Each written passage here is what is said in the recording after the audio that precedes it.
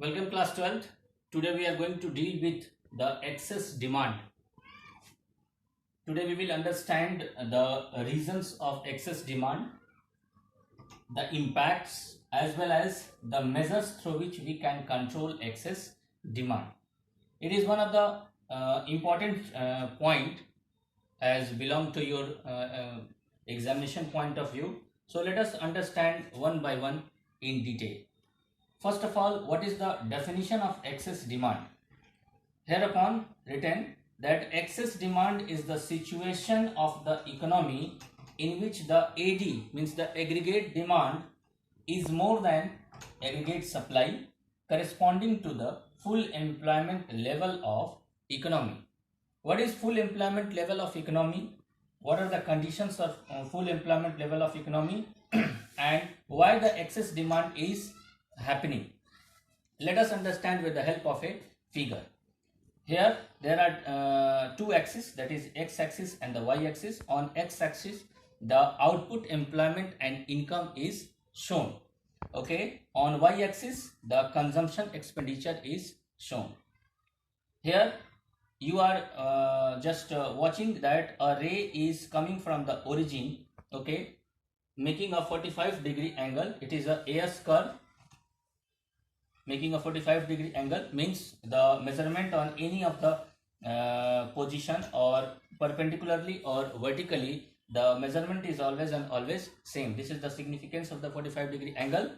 And a consumption curve will start from here, not from the origin, just because of the C bar, that is autonomous consumption. And we know that point E is the equilibrium point where AD is equal to AS. It is anticipatory, means we are expecting to do so. Okay, it is the point where AD is equal to AS. It is called as the full employment level of economy, where the aggregate demand is equal to aggregate supply. But it is the anticipatory situation. What will happen when the aggregate demand will access this anticipatory situation, or when the aggregate demand will lower to this anticipatory situation? In that situation, the excess demand and the deficit demand will be shown. Okay, whenever the actual demand will increase to this anticipatory situation, it will make another curve at point E, means it will intersect at point E1, okay, because it would be another employment level or output level, or you can say the price level, in which the AD is also equal to AS. AD is also equal to AS, but there would be a greater AD, means AD is more than AS, corresponding to full employment level of income.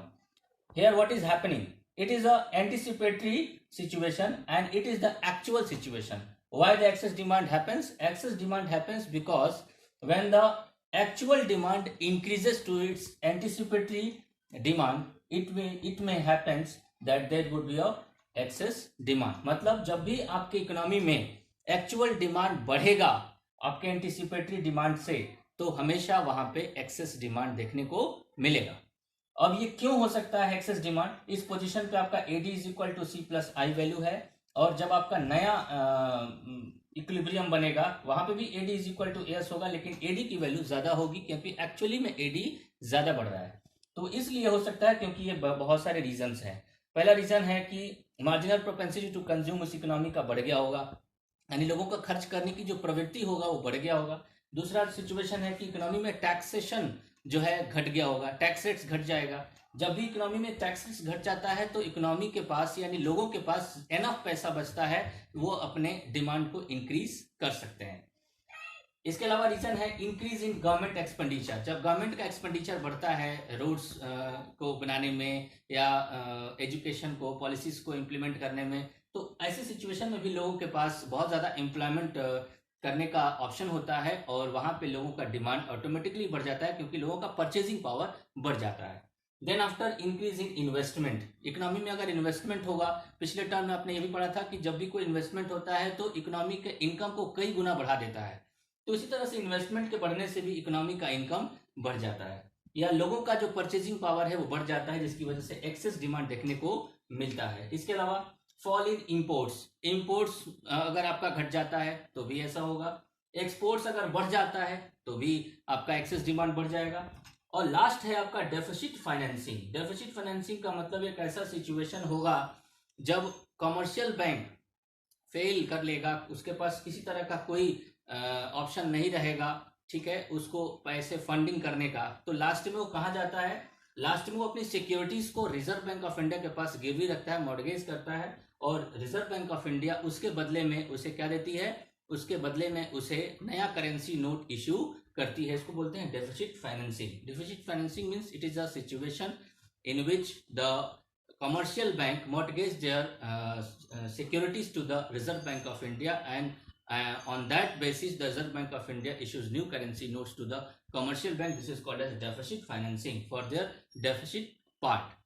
Or whenever the government expenditure is more, the government used to hire balance from the Reserve Bank of India. This is also called as the commercial bank in deficit financing in other terms.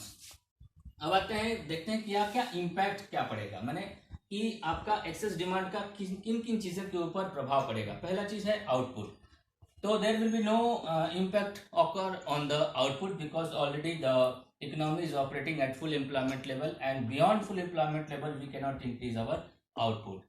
There will be no change occur on the employment. Again, we are operating in the full employment level and we cannot increase the employment level. But last जो आपका option है general price level of goods and services, yes, इस पे impact डालेगा, यानी कि आपका general price level होगा इकोनॉमी का वो इंक्रीज करेगा, बिकॉज लोगों की जो आवश्यकताएं होंगी, लोगों की जो डिमांड होंगी, अगर वो पूर्ति नहीं होगा तो लोगों के बीच में प्रॉब्लम्स क्रिएट होंगी, जिसकी वजह से इकोनॉमी में किसी भी पर्टिकुलर गुड्स और सर्विस का प्राइस बढ़ा दिया जाता है, ताकि जिसके पास ज़्यादा खरीदने की कैपेसिटी होगा वही खरीद पाएगा, बाकी लोग अपने आप इकोनॉमी और मार्केट से बाहर हो जाएंगे।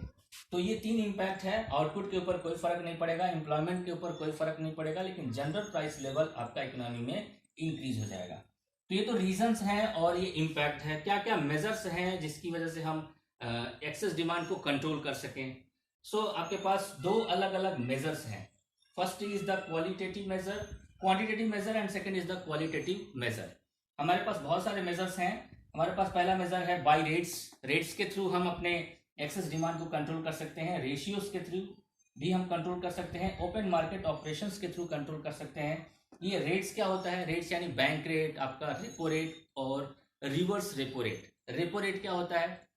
बैंक रेट क्या होता है? Bank rate it is a kind of rate on which the commercial bank take loan from the Reserve Bank of India for a long period of time, while repo rate is the rate at which the Reserve Bank of India provide loan to the commercial bank for a short period of time, और इसी का reciprocal होता है reverse repo rate. इसके बाद ratios है, इसमें आपका CRR और SLR है, यानी कैश रिजर्व रेशियो और स्टैच्यूटरी लिक्विडिटी रेशियो। इसके थ्रू भी हम अपने एक्सेस डिमांड को कंट्रोल कर सकते हैं। ओपन मार्केट ऑपरेशंस में हमें पता है कि हम अपने सिक्योरिटीज को परचेज करते हैं और सिक्योरिटीज को खरीदते हैं रिजर्व बैंक ऑफ इंडिया से डायरेक्टली। तो ये सारे के सारे आपके पास टूल्स हैं जिसके थ्रू आप एक्सेस डिमांड को कंट्रोल कर सकते हैं। इसके अलावा क्वालिटेटिव टूल्स भी है, जैसे कि मोरल सुएशन है, सेलेक्टिव क्रेडिट कंट्रोल है एंड मार्जिन रिक्वायरमेंट्स है। तो ये जो जितने भी आपके टूल्स दिख रहे हैं, इन सब टूल्स में किसी भी टूल्स को अगर हम एक को पकड़ते हैं, जैसे कि हमने बैंक रेट को ले लिया, अगर हम बैंक रेट इंक्रीज कर देते हैं या फिर हम रेपो रेट ले लेते हैं, रेपो रेट को इंक्रीज कर देते हैं, तो ऐसे सिचुएशन में रेपो रेट इंक्रीज करने से क्या होता है कि, या बैंक रेट इंक्रीज करने से क्या होता है कि जो परचेजिंग पावर होती है लोगों की घटने लगती है। क्यों घटने लगती है? जब भी हम बैंक रेट इंक्रीज करेंगे तो बैंक क्या करेगा कि लोगों का जो लेंडिंग रेट होगा उनको भी इंक्रीज करेगा। लेंडिंग रेट इंक्रीज होने का मतलब है कि जो आपकी जनरल पब्लिक है उनको लोन लेने में बहुत कठिनाई होगी, क्योंकि वो ज्यादा महंगे रेट पे लोन उनको मिलेगा, इसलिए वो अपना लोनिंग या फिर कमर्शियल बैंक से पैसा लेना कम कर देंगे, जिसकी वजह से आपका एक्सेस डिमांड कम हो जाएगा, क्योंकि उनका परचेजिंग पावर ऑटोमेटिकली कम हो जाएगा। इसके अलावा कोई और भी रेशियोज ले लेते हैं, जैसे कि CRR और SLR ले लेते हैं। अगर हम SLR को बढ़ा देते हैं या CRR को बढ़ा देते हैं तो ऐसी सिचुएशंस में भी हम एक्सेस डिमांड को कंट्रोल कर सकते हैं।